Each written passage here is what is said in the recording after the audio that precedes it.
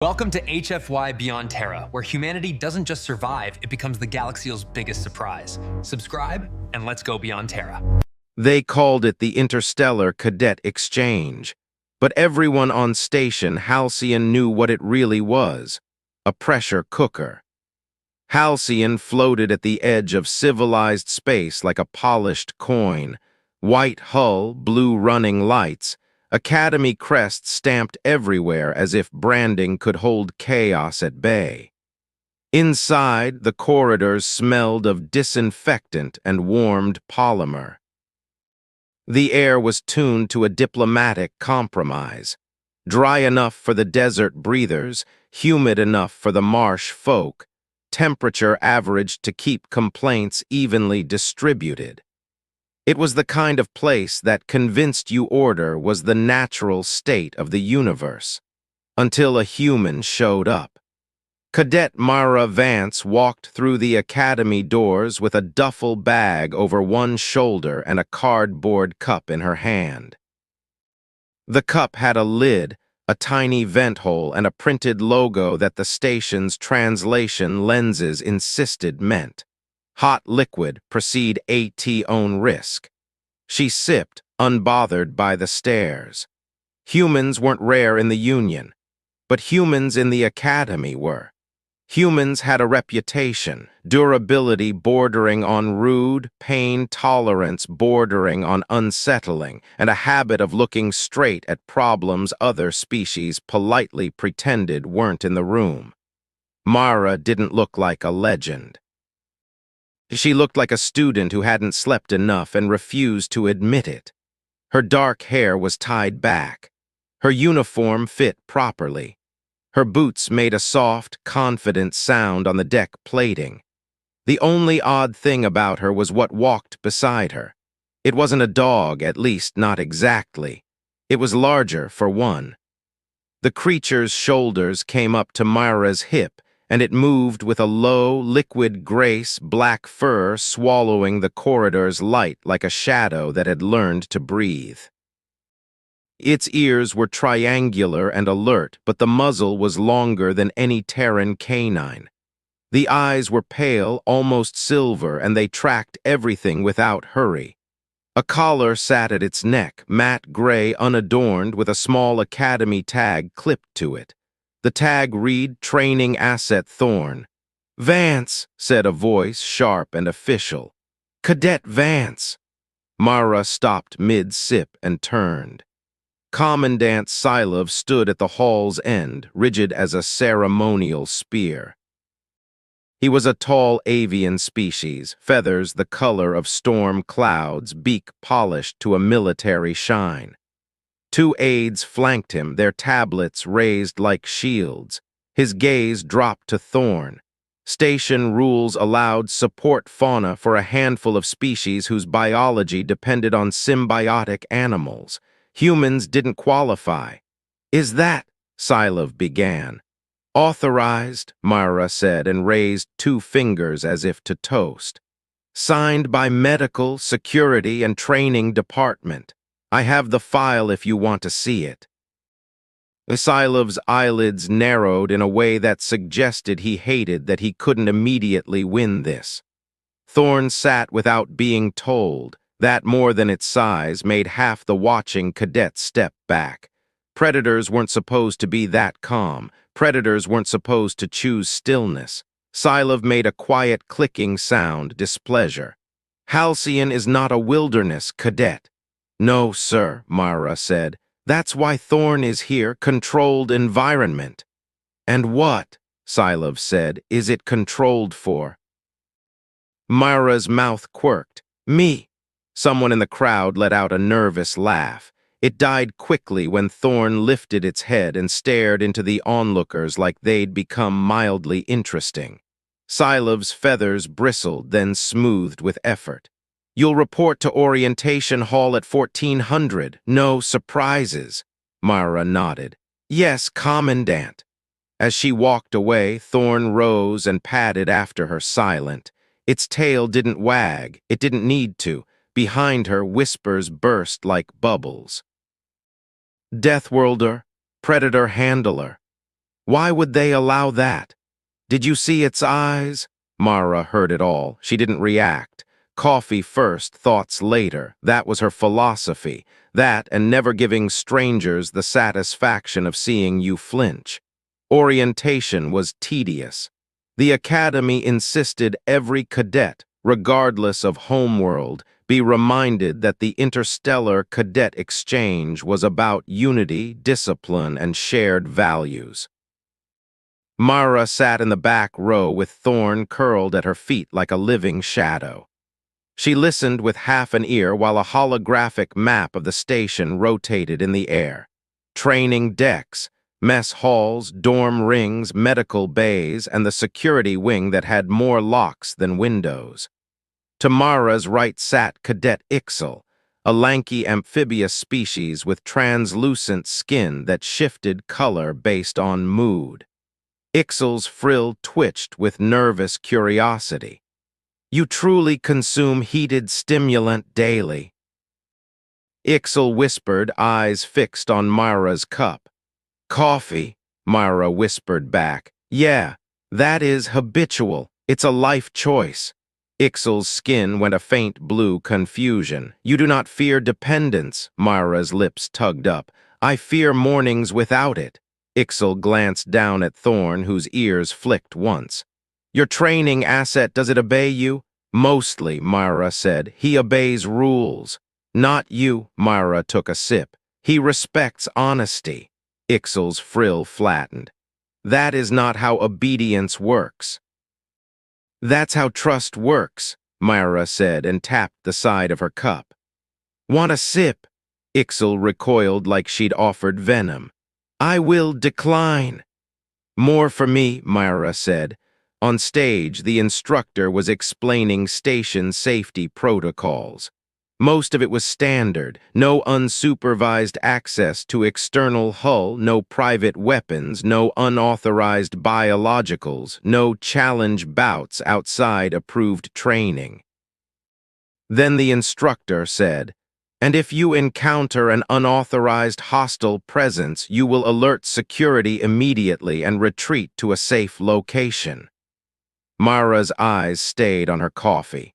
Thorn's tail gave a slow, single thump against the floor, like it disapproved of the idea of retreating. By the end of the week, Mara had become a fact of station life, an oddity that everyone had opinions about. She ran obstacle courses with unsettling ease. She did fine in tactical simulations, not brilliant, not terrible, just steady. In combat drills, she moved like someone who didn't need to prove anything, which of course made people want to test her. The Academy held mixed species sparring sessions to encourage adaptive thinking. It also encouraged egos. Cadet Varro, a plated insectoid with serrated forelimbs and a voice like scraping metal, challenged Mara on the third day. Human, Varro said in the gym, antennae angled forward in aggression. I have observed you. You move like prey attempting to be predator. Mara stretched her arms overhead, coffee nowhere in sight because training had rules and even she respected some of them. Thorn lay beyond the boundary line with the other assets, watched by a handler. Mara looked at Varro and shrugged. Okay. Varro's mandibles clicked. You accept. Sure, Mara said, but we do it by the book. No cheap shots, no joint locks past the red line. Varro's eyes glittered. Agreed. The match started. Varro lunged fast, brutal, confident. Mara slipped aside like she'd practiced being missed. She let Varro's momentum carry him, redirected with a hip check and a grip on the forelimb, and sent him to the mat with a clean, humiliating thud. The gym went quiet. Varro scrambled up, fury vibrating through his frame. He attacked again. Mara let him get close, then used his own weight against him and pinned him with her knee at the shoulder joint. Varro's mandibles clacked, rage, disbelief, something that tasted like fear. Mara leaned in just enough for him to hear her. I'm not prey, she said softly. I'm a person. Then she released him and stepped back, palms open. Varro rose slowly, antennae low. He didn't challenge her again. Afterward, Ixal approached her near the water stations. You did not display dominance displays, Ixal said, fascinated. You did not roar or flare or— Myra wiped sweat from her brow. Yeah, I don't need to.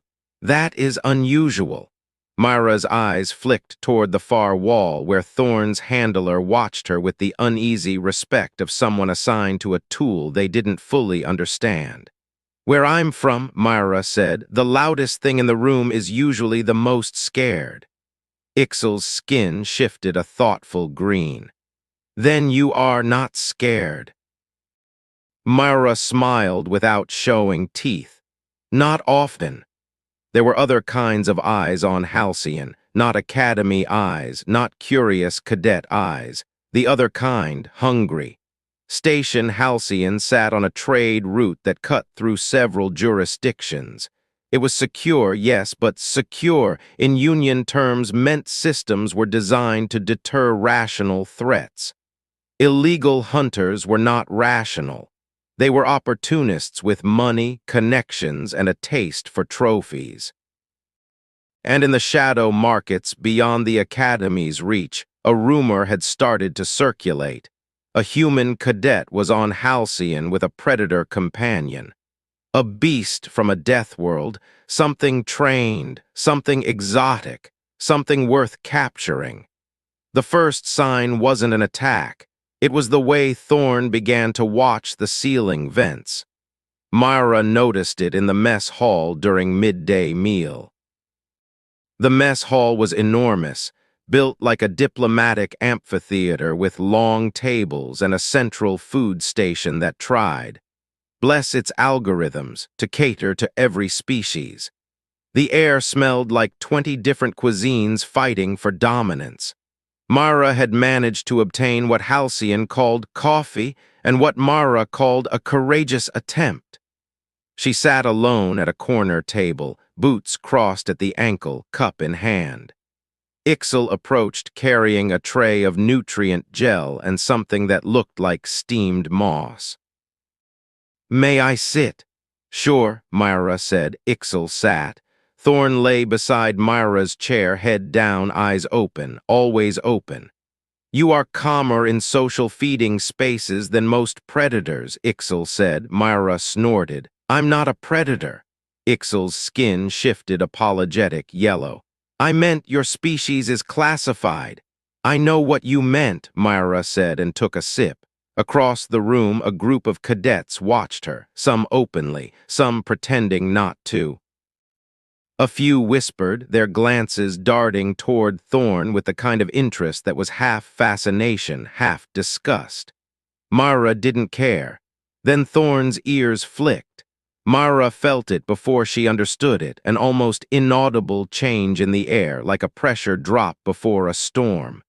Thorne's body went still, not relaxed still, ready still. Mara's eyes tracked casually across the hall as if she were just looking for dessert. She saw 3 station staff near the far service door, except they weren't station staff. Station staff wore ID badges. These 3 had blank lanyards. Station staff moved with the tired economy of people doing their job. These moved with predatory intent, weight forward, hands near their belts, eyes not lingering on food or tables but on targets. One of them glanced at Mara. Another glanced at Thorne. They exchanged a subtle signal. Mara kept sipping her coffee. Ixal noticed her lack of reaction and leaned closer. Is something? Keep eating, Mara murmured. Ixal froze. What? Just keep eating, Mara said, voice easy, almost bored. And don't look behind you. Ixal's skin went pale, the amphibious equivalent of blanching. The 3 staff moved, too fast for casual eyes to register as a threat, too coordinated to be a misunderstanding. The first reached Mara's table. He was tall, wrapped in a utility jacket that hid a body harness. His face was partially obscured by a respirator mask, but his eyes were sharp and mean. He didn't speak. He grabbed for Mara's wrist. Thorn moved. It wasn't a leap, it was an unfolding. One moment there was shadow under the table. The next, there was a black blur and a deep, vibrating sound that hit the mess hall like a dropped drum. The attacker's hand froze mid-grab. Thorn's teeth were inches from his forearm, not biting. Warning, Mara kept sipping. "Ma'am," the attacker snapped, voice filtered through his mask. "Come with us." Mara blinked slowly at him. "No." The attacker jerked his arm back, then reached toward his belt. Thorn snarled, low, controlled, the sound of a door locking. The other two hunters approached from either side. One held a compact stun device. The other had a restraint band ready. Cadets began to notice. Chairs shifted, trays paused midair. The mess hall's cheerful hum frayed into silence. Ixel sat rigid, eyes wide. Mara set her coffee down carefully. "You picked a bad place," she said. The hunter with the stun device raised it. "Quiet." "You're coming." Mara's gaze flicked to the ceiling cameras, to the security lights, to the exit routes.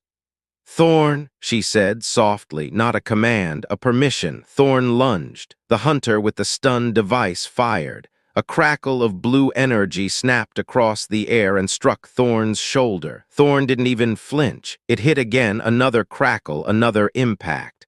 Thorn kept moving. The hunter's eyes widened. He backpedaled, firing wildly, the stun arcs dancing across Thorn's fur like lightning on stone. Thorn hit him, not with teeth, not immediately, with mass, with speed, with the pure, unarguable physics of a creature built for survival. The hunter went down hard, air knocked out of him in a wheezing gasp. Thorn's jaws closed on the stun device and crushed it with a sound like snapping bone, then released it as if the tool disgusted him. The second hunter tried to swing the restraint band over Thorn's neck. Thorn twisted, teeth flashing. The band caught fur, then tore free as Thorn jerked. The hunter stumbled. Thorn's forepaw slammed into his chest and sent him sprawling into a table. Metal trays clattered. Food splashed. Cadets shouted and scrambled back. The first hunter closest to Mara recovered from his surprise and lunged at her, trying to grab her again, perhaps thinking the human was the easier prize. Mara stepped aside and pivoted, using his momentum against him. She hooked her foot behind his ankle and shoved his shoulder. He hit the deck face first. Mara didn't stomp him. She didn't gloat. She simply knelt, yanked his arm behind his back, and locked it at a pain threshold that made him hiss through his mask. "Security!" someone yelled. Alarms hadn't even started yet. That was the thing about secure places. They assumed you'd behave long enough for the system to react. Thorn turned on the third hunter who had backed away toward the service door.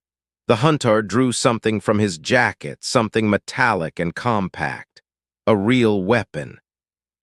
The mess hall erupted in panic. Cadets scattered, tables overturned. Ixel slid under their table, frill flattened, skin flashing terror white. The hunter aimed at Thorn. Mara's voice cut through the chaos, calm, clear. "Don't!" The hunter hesitated, eyes flicking to her. Mara was still kneeling on his companion, holding him like an inconvenience. Her expression wasn't angry, it was disappointed. The hunter snarled and fired. Thorn moved like a nightmare. He didn't charge straight. He zigzagged, using tables as cover, closing distance faster than the hunter's aim could track. The shot went wide, punching into a wall. Thorn hit the hunter's arm with a snapping bite, fast, precise, enough to disarm without tearing. The weapon clattered across the floor. Then Thorn drove the hunter backward with a series of brutal, controlled impacts, shoulder, chest, paw, until the man slammed into the service door and collapsed. Thorn stood over him, teeth bared, breath steaming. The hunter raised his hands, trembling. Thorn didn't bite again. He didn't need to. Myra released the first hunter's arm just long enough to rip the respirator mask off his face. The man gasped, eyes watering. "Who sent you?" Myra asked. The hunter spat. "You don't know what you are." Myra tilted her head. "A cadet."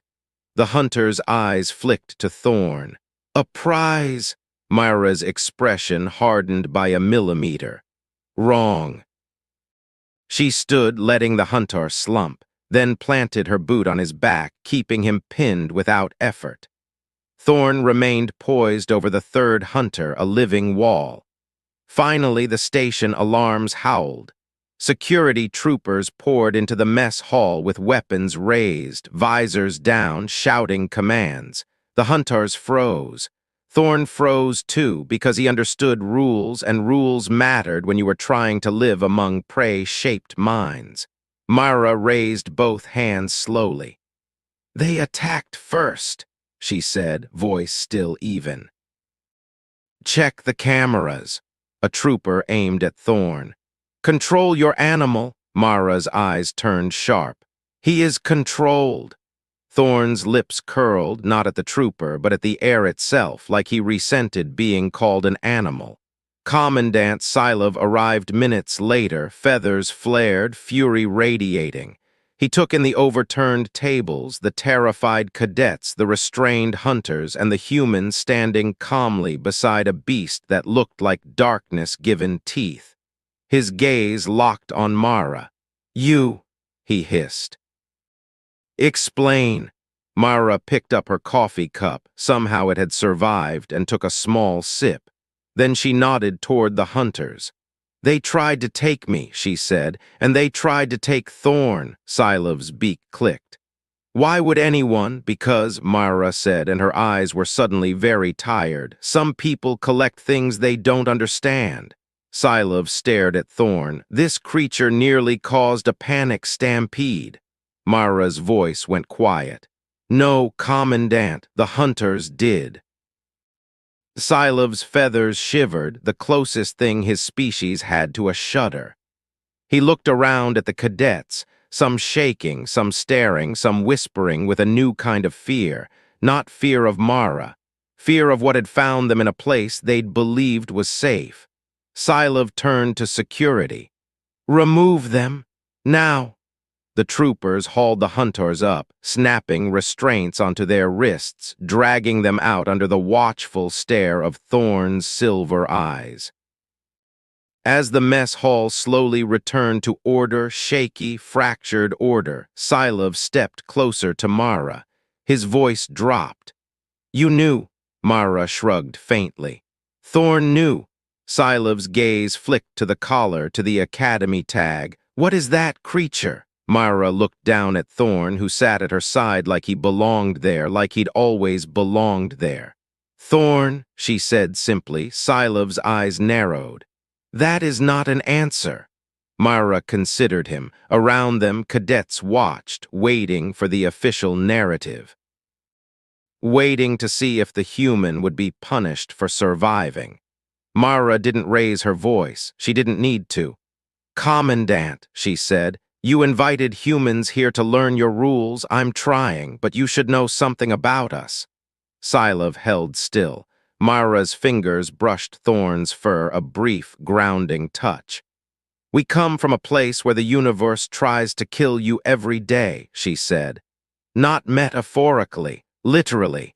The air, the water, the animals, the weather, everything is a negotiation." Silov's feathers settled slowly. Myra continued. "So when you grow up like that, you don't assume safety, you build it, you train for it, you bond with it." She nodded at Thorn. "That's what he is, not a trophy, not a weapon, not an asset." Her eyes hardened again, steel under fatigue. "Family." The mess hall went very quiet. Ixel, still half under the table, peeked out, skin now a cautious green. Silov looked as if he wanted to argue. Then he looked at the security footage display a trooper had pulled up, images of hunters moving, attacking, firing. He saw Thorne's restraint. He saw Mara's calm. He saw something uncomfortable. The Academy's protocols had not saved them. A human's paranoia had. Sylov exhaled through his beak. "Medical will examine your family," he said stiffly, "and you will submit a full report." "Yes, sir," Mara said. Sylov paused, then added, quiet enough that only she heard, "Thank you." Mara blinked once. "You're welcome."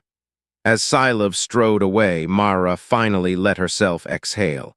The adrenaline had been there, of course it had. Her heart still hammered.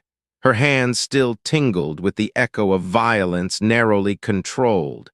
But she didn't shake. She bent, picked up her coffee from the table, miraculously still half full, and took another sip. Thorne leaned lightly against her leg, a weight that said, "I'm here." Ixel crawled out from under the table, frill trembling. "You were." "Drinking," Ixel said, voice thin with disbelief. "While they attacked." Mara glanced at them. "Yeah." "How?" Ixel demanded. "Can you be so calm?" Mara looked around at the mess hall, shattered trays, spilled food, cadets whispering, security sweeping for threats, the lingering scent of fear. Then she looked down at Thorne's silver eyes. "Because," Mara said quietly, "I trusted the only thing on this station that doesn't lie about what it is." Thorne's ears flicked. Ixel's skin shifted slowly from fear to awe. Over the next days, the story would spread. It would change shape, as stories do. Some would say the beast tore hunters apart. Some would say the human never even looked up from her coffee. Some would claim Mara had orchestrated it all because humans were strange and maybe dangerous. But the truth was simpler. 3 alien hunters had come to take a prize. They found a human who refused to be owned, and a beast who didn't need to be commanded to protect what it loved. On Station Halcyon, where everyone believed rules were enough, something new took root in the cracks left by fear. A different kind of respect. Not for claws, not for teeth, not even for the human, for the bond, for the quiet decision to stand your ground, and for the unnerving realization that sometimes the calmest person in the room was calm not because they didn't see the danger, but because they'd already decided how it would end.